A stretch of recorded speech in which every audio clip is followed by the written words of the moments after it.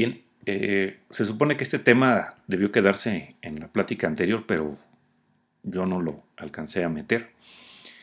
Y bueno, pues tiene que continuar comentando sobre expresiones lambda y en particular vamos a hablar sobre el operador doble de dos puntos. Entonces, hay ocasiones en que la expresión lambda no hace más que hacer referencia a un método de una clase existente. Y entonces, para ver cómo se utiliza este operador, vamos a ver, vamos a ilustrarlo o se ilustra mediante un ejemplo. Entonces, necesitamos revisar la interfaz doble dos puntos. Esa interfaz, bueno, por acá ya la tengo puesta. Mm, esa es claramente es una interfaz funcional, solamente tiene un solo método abstracto llamado prueba. No devuelve nada a este método y hay que pasarle una cadena, ¿verdad? Bueno, entonces, enseguida tenemos un programa que se llama referencia método, que supuestamente, bueno, hace uso de esta interfaz, ¿no? Entonces, si gustan, lo voy a poner por aquí abajo. SP referencia método. Bueno, fue más bien arriba, ¿verdad? De acuerdo. Entonces, tenemos en esta clase de referencia método, pues es una aplicación. Aquí está el método main. Y dentro del método main se hace la llamada al método probar método. Para el caso de utilizar probar método, bueno, puede recibir algo que sea del tipo interfaz doble dos puntos o un subtipo, ¿verdad? Y dentro de este método probar método se hace la llamada a prueba. Prueba es un método del cual se hizo, que se implementó desde la clase interfaz doble dos puntos. Bueno, ahora, cuando se hace la llamada al método probar método, pues está utilizando esta expresión lambda. Esta expresión lambda consta de una sola sentencia, por lo tanto, pues nada más no necesitamos las llaves ni el punto y coma. Y como el método prueba tiene un parámetro, bueno, pues ese lo tenemos que identificar. En este caso queda identificado por str. Recuerden que pueden ser diferentes los identificadores, ¿verdad? Tanto entre lo que es la expresión lambda y lo que son los parámetros del método prueba. Bueno, y entonces la implementación que tiene este método prueba, pues es hacer una salida a pantalla con el parámetro que se le pase, ¿no? Bueno, entonces, bueno, ya lo decíamos, el método println hace la llamada, se hace la llamada al método println en la implementación del método prueba. Y independientemente de cualquier parámetro que se le esté en un momento dado con el que se haga la llamada prueba, ¿no? O sea, eh, tú aquí, por ejemplo, aquí estoy utilizando hola mundo y la salida, bueno, pues ya sabemos que va a dar el programa, pues va a decir hola mundo, pero independientemente de lo que tú le pongas, como aquí siempre estamos utilizando el método println, pues entonces lo que va a mostrar, pues es la salida de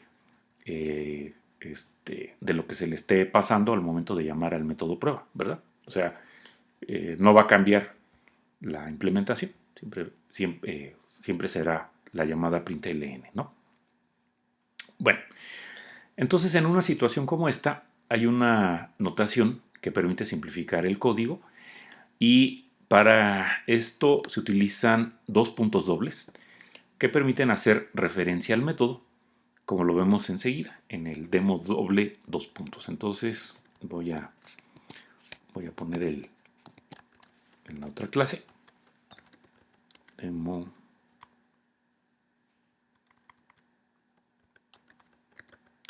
doble dos puntos. Y bueno, a lo mejor me convendría tener la otra clase, ¿verdad? Para de una vez, bueno, ok, vamos a verlo. Como observas, pues aquí simplemente aparece bueno, la implementación que se está realizando, y esa implementación pues tiene al método, bueno, la llamada al método println de system.out. Entonces aquí observamos que, bueno, en vez de utilizar un punto, aquí estamos utilizando entre lo que es el nombre pues en este caso del atributo out y el método, pues están utilizando los dobles dos puntos, ¿verdad? Bueno, veamos qué tenemos. Bueno, de entrada pues hace lo mismo, ¿verdad? Que el ejemplo que teníamos acá al inicio, que es el de referencia método. Pero sí podemos ver que pues hay una diferencia, porque pues aquí, utilizando los dos puntos dobles, pues ya no necesitas construir una expresión lambda. Esa sería una primera simplificación. Y bueno, aquí nos pide que veamos otro ejemplo que también está utilizando a la interfaz doble dos puntos. Ah, no, es otra interfaz, perdón. Entonces, a ver, déjame ponerla. Esta es la interfaz doble dos puntos punto Java. ¿Sí? ¿Cuál es la diferencia entre la que está ahorita y la que voy a cargar ahora? Bueno, pues la de hace un momento no devolvía nada. Esta ya regresa a un double, como lo podemos ver. Y también ya cambia aquí el tipo del parámetro. Aquí ya tenemos un entero, ¿verdad? Ya no es una cadena. Bueno, entonces esta interfaz doble dos puntos la utiliza esta clase, la llamada demo doble 2.2. Entonces la voy a cargar. Demo doble 2.2. Bueno, aquí tengo la clase. Y bueno, pues nuevamente aquí estamos utilizando la notación doble dos puntos para entonces ahora utilizar la función, bueno, el método sqrt. Este método sqrt permite obtener la raíz cuadrada. Y es un método de clase que está en esta clase mat. ¿Sí? Entonces, bueno, como lo habíamos ya comentado, en este caso, se está, bueno, a lo mejor aquí tú primeramente te estarías preguntando, bueno, ¿cómo sabe Java cuál es la interfaz que se va a implementar cuando estoy utilizando esta notación? Porque en el caso de em, bueno, ni siquiera en aquella, ¿verdad? Ahora que lo estoy viendo. ¿Cómo lo infiere? Bueno, pues precisamente porque revisa qué tipo se está esperando para el método, para llamar a probar método, y en este caso, bueno, está anotada esta interfaz.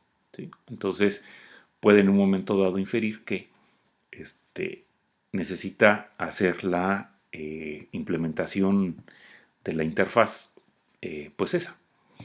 Y como es y al igual que con las expresiones lambda, como se hace para interfaces funcionales, pues entonces sabe que al único método que se puede en este caso implementar, pues lo va a implementar precisamente con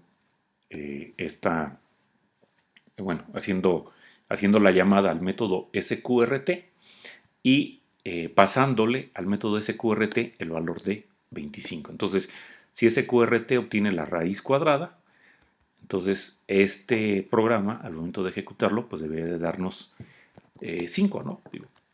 Voy a hacer la ejecución del programa. Demo doble dos puntos 2. Y entonces aquí puedo ver su resultado, ¿no? 5. Bueno. Ok. Entonces, bueno, pues ya comentábamos, ¿no? Ahí en la clase demo doble dos puntos se está haciendo la implementación del método, del método prueba, llamando la función sqrt, que ya decíamos está en la clase mat, y estaría pues reemplazando a una expresión lambda como esta que tengo aquí anotada, ¿verdad?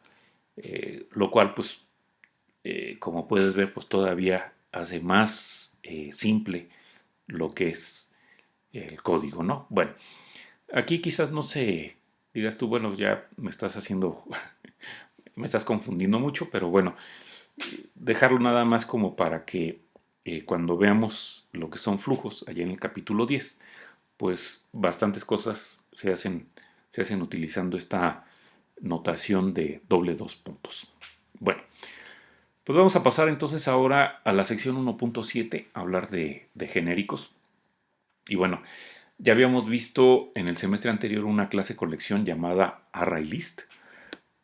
Y se dijo que esta clase es un ejemplo de una clase genérica. Este tema de genéricos pues es importante. Una clase genérica o igual una interfaz van a tener atributos y métodos cuyos tipos no están definidos en ese momento en la clase y que se le dejan al usuario para que los defina cuando un objeto de esa clase se va a declarar. Eh, entonces, se manda un tipo a una clase o interfaz. Recuerda que podemos tener clase genérica o interfaz. Y por esta razón, pues a estas también se les conoce como clases e interfaces tipo parametrizados. Ujú. Bueno, para verlo, vamos ahora a revisar la clase genérica simple, nombre muy original. Entonces, a ver, edit clase genérica simple.java. Bueno, aquí está mi clase genérica, ¿sí? Bueno, como podemos observar, pues está, digo, si tú quitas estos menor que y mayor que, algunos les llaman paréntesis angulares, y obviamente lo que tiene ahí adentro, pues realmente pues es una típica clase como las que hemos visto anteriormente, ¿no? En donde pues tengo un atributo llamado en este caso valor, que está definido con precisamente lo que está aquí adentro de estos paréntesis angulares. Esos paréntesis me estarían indicando el tipo parametrizado, o si le quieres llamar el tipo genérico, ¿no? Eh, eso, eh, ese tipo queda definido al momento de que tú declaras alguna variable que sea del tipo clase genérica simple, ¿verdad?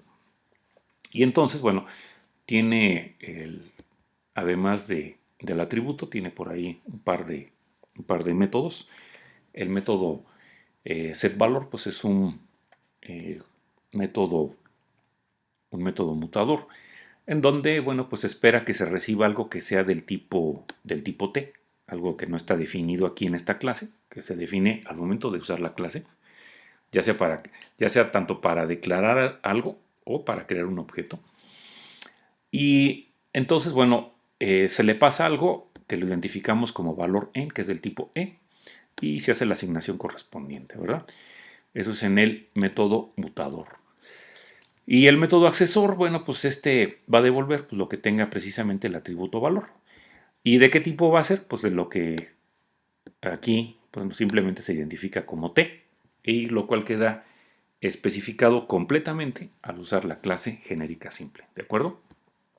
Bueno, entonces, ok, ya bueno, ya dijimos los paréntesis angulares que están después del nombre de la clase, aquí, estarían entonces indicando o nos darían a nosotros la pauta para señalar que tenemos aquí una clase genérica, ¿sí?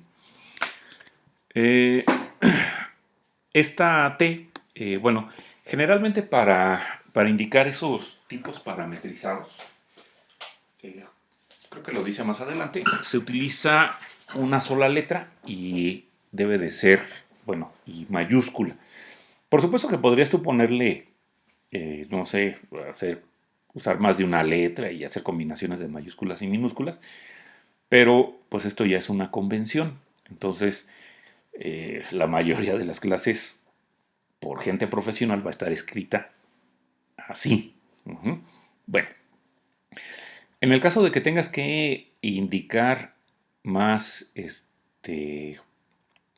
tipos genéricos, bueno, pues entonces haces una lista, ¿no? Como se muestra, por ejemplo, aquí enseguida. Para esta otra clase genérica, bueno, esta tiene eh, tres tipos, genéricos. Entonces, bueno, pues ahí los identificas, ¿no? Bueno, eh, entonces, bueno, ya decíamos, ¿no? En la clase genérica simple que te mostré hace un momento, pues hay un solo atributo, que estamos aquí llamándole valor, que es del tipo de verdad. Bueno, y hay un método mutador llamado setValor que tiene, bueno, hay que pasarle un parámetro de tipo t, y el método getValor que estaría dando pues un objeto que es del tipo t, ¿verdad? Como dice aquí, los tipos tienen que ser objetos de una clase y no puedes, al momento ya de estar utilizando la clase, no se pueden utilizar tipos primitivos como por ejemplo int o double. En caso de que tuvieras esa necesidad, pues habrá que utilizar las clases envolturas correspondientes, que bueno, para esos dos tipos serían integer y double con D mayúscula. Bueno, entonces después tenemos una aplicación llamada probador clase genérica. La voy a cargar aquí.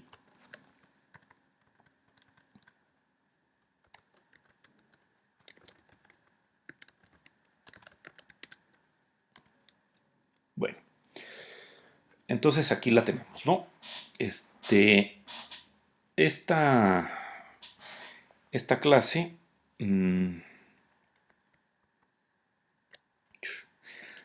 bueno, tiene un solo método, main, y entonces, vean, aquí por ejemplo, en la línea 3 se está declarando algo que es del tipo clase genérica simple. Ya estamos ahí utilizando la clase, pero al momento de que la utilizas, le tienes que indicar eh, cuál va a ser el tipo para el tipo parametrizado, es decir, eh, por qué deberá de ser reemplazado t cuando se esté utilizando en esta declaración. Entonces t en este caso, bueno, está siendo reemplazado por un double, y estamos identificando a esa variable con ese nombre, ¿no? Con ejem1. Y enseguida tenemos lo que es bueno, la creación del objeto.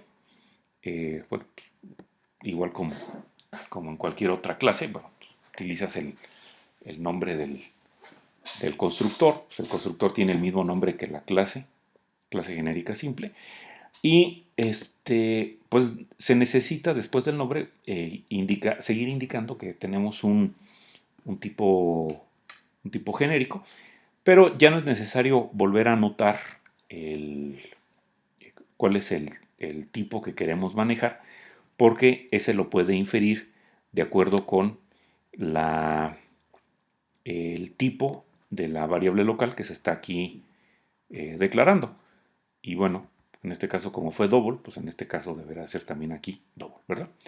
Bueno, así como se hace con ejem 1, se hace con ejem 2, pero ahora aquí se está manejando un string.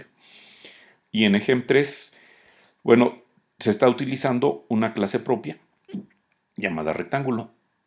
Estas dos clases, la double y la string, bueno, pues son de la API de Java, ¿verdad? Ya en las líneas de la 7 a la 10, bueno, se hace uso del método setValor con valores apropiados para el tipo que bueno, el tipo parametrizado que se está utilizando en cada referencia. Entonces, para ejem 1, bueno, utilizamos 10.1. Para ejem 2, bueno, se utiliza una cadena porque recuerda que aquí se dijo que ejem 2 es su tipo parametrizado va a ser un string. Y en el caso de la clase rectángulo, bueno, pues aquí estamos fijando su valor con un objeto de tipo rectángulo, ¿verdad? Ya en las líneas que aparecen enseguida, bueno, pues todo lo que se está realizando, bueno, pues es simplemente hacer la llamada al método getValor para ejem1 y ejem2. Y en ejem3 también se llama getValor, pero pues eso nos estaría devolviendo un objeto que es del tipo rectángulo, y rectángulo por ahí tenía un método llamado calcular área, ¿no? Entonces, pues eso es lo que estaría haciendo bueno, esa sería la manera como entonces estaríamos utilizando eh, esta clase que maneja tipos parametrizados, ¿no? Entonces, bueno, si ejecutamos la aplicación, que es Java probador clase genérica, pues ahí tenemos el resultado, ¿no? Nos da 10.1, hola, y del otro calculaba el área, ¿verdad? Que era el de un rectángulo de 2 por 3. Bueno, eh, entonces, ok, ya decíamos, ¿no? En la parte de la declaración, bueno, pues los paréntesis angulares necesita ser anotado el tipo, pero ya cuando utilizas el constructor, bueno, puedes dejarlos vacíos, ¿verdad? Cuando quedan vacíos, bueno, pues también se le reciben este nombre de diamante. Y como dice aquí, puedes hacer uso de esa facilidad, ya que el compilador puede inferir qué tipo de argumento sería requerido. O sea, eh, podrías aquí volver a poner double, pero pues no es necesario, porque eso el compilador lo puede inferir. Bueno, luego decíamos que estaba las llamadas al método setValor para ponerle valor a cada uno de nuestros objetos, del ejem1 al ejem3. Y bueno, eh, aquí lo que la parte interesante es que, por ejemplo, este 10.1 es un tipo primitivo double, pero parte de lo que termina también haciendo Java por nosotros es que si en un momento dado se tiene que, bueno, en este caso, eso que se está pasando lo va a recibir un double o un tipo double con D mayúscula, entonces Java automáticamente hace la conversión de ese tipo primitivo al tipo envoltura. Ujú. Eso es lo que se le conoce como empacar. Y si fuera la operación contraria, eso sería una operación de desempacamiento, ¿no? Bueno, dice que después se utiliza getValor y bueno, pues, junto con el método println, como aquí lo podemos apreciar. O sea, primeramente se obtiene de cada uno de los objetos el valor y luego se hace la llamada al método println para que se muestre en la salida. Pero en el caso de la clase rectángulo, bueno, se hizo una llamada más que fue para calcular el área y ya después mostrarse en la pantalla, ¿verdad? Y bueno, la salida pues es la que acabamos de observar.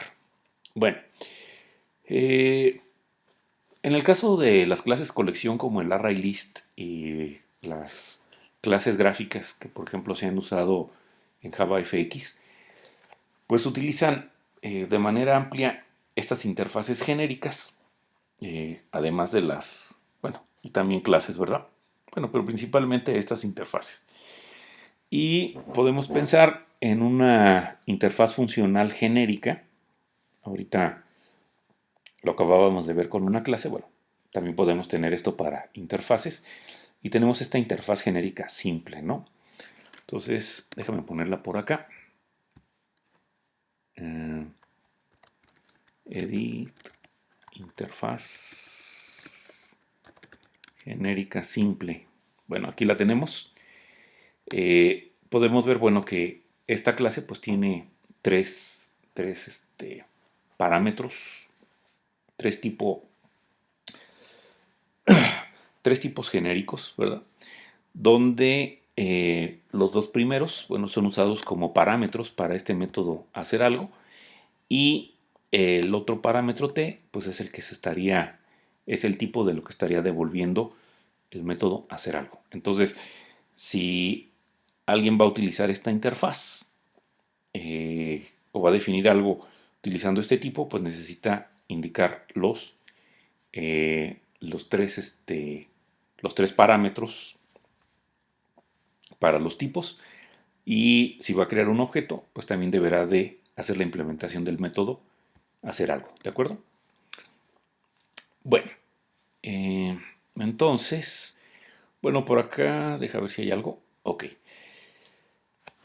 Comenta que en ocasiones pues no es necesario definir una interfaz funcional propia, ya que Java pues tiene por ahí un repertorio amplio, listas para usar. Es como de páguela y úsela. Y bueno, están aquí en el cuadro, en este cuadro 1.1. En los siguientes capítulos, varias de ellas las vamos a ir comentando, las vamos a estar utilizando. Y como comenta aquí, bueno, están dentro del paquete Java Util Function. Este, estas interfaces funcionales, bueno, pudieran algunas de ellas contener métodos static. Y bueno, para revisarlas, pues podrían ustedes ir a la documentación de Java para hacer su revisión. ¿De acuerdo?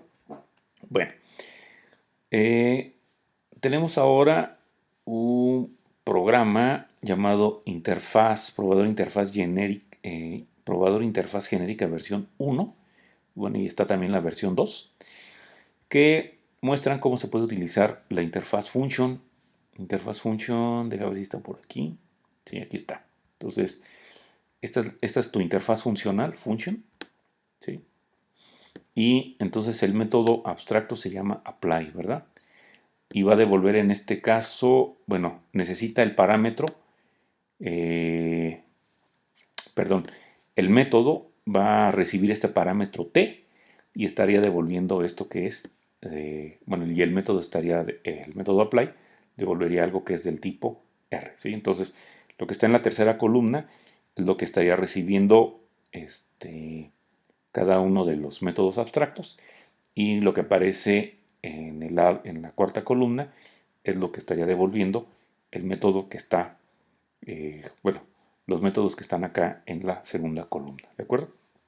Bueno, entonces vamos a empezar con probador interfaz genérica versión 1.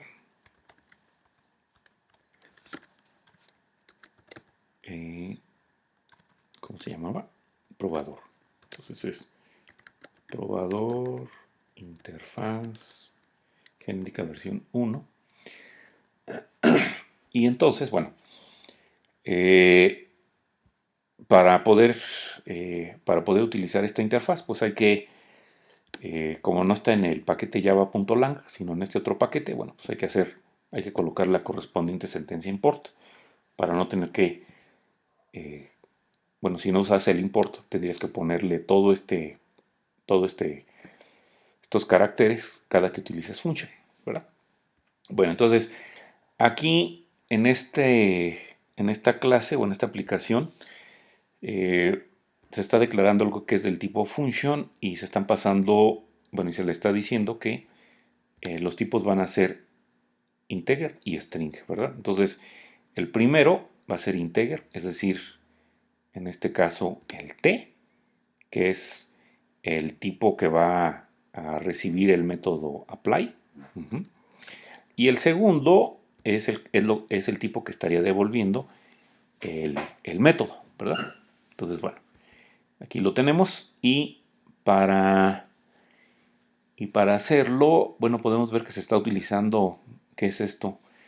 Pues una clase anónima, ¿no? Aquí se está creando el objeto con esta interfaz que está siendo implementada al vuelo, donde se está pasando, bueno, se le está indicando que se utiliza un integer y un string.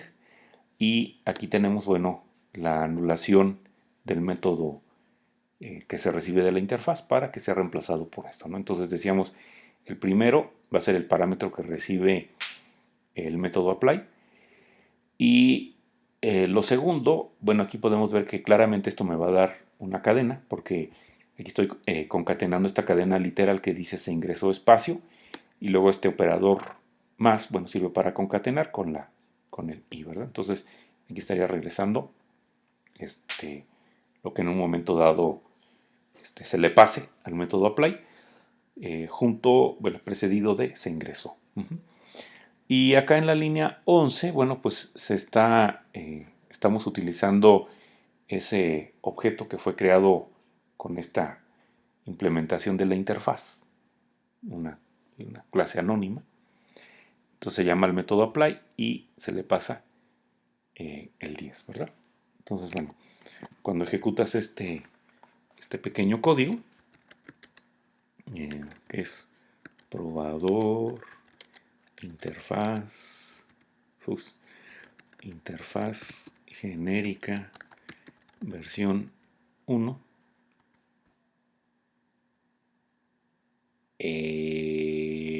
Caray, creo que me equivoqué. Puse probador. Era probador. Sí, sí. Le puse dos R's también. Vaya, Dios mío, ya me estoy durmiendo. A ver, así. Ahí está. Se ingresó 10. ¿De acuerdo? Bueno. Tal vez le tenga que decirle que esta cosa sea file format. No, file encoding UTF-8 para que no salga y luego volver a recompilar, pero bueno, eso ya lo hago después. Bueno, entonces ahí está una primera opción y la otra, pues es exactamente lo mismo, pero nada más que en este caso, pues utilizando una expresión lambda, ¿verdad? Aquí lo podemos ver. Entonces ahora voy a editar, bueno, la clase que se llama probador interfaz genérica versión 2.java. Y bueno, pues claramente utilizar una clase anónima a utilizar lo que es la expresión lambda, pues nos hace códigos más sencillos, ¿no? Y esa simplicidad que se obtiene, pues también en un momento dado evita posteriormente que tenga unos errores de compilación, que son los dolores de cabeza, ¿no? Entonces, bueno, pues igual, ¿no? Aquí se declara algo que es del tipo function, utilizando estos tipos, integer y string. Y después, bueno, hay una expresión lambda que se está utilizando para hacer la implementación de la clase, perdón, del método apply, ¿verdad?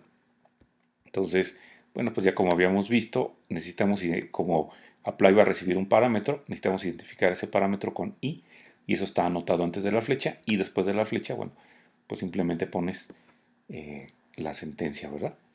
Y listo. Bueno, y por supuesto que también pues nos va a dar el mismo resultado. Por acá lo tengo. Aquí le doy enter.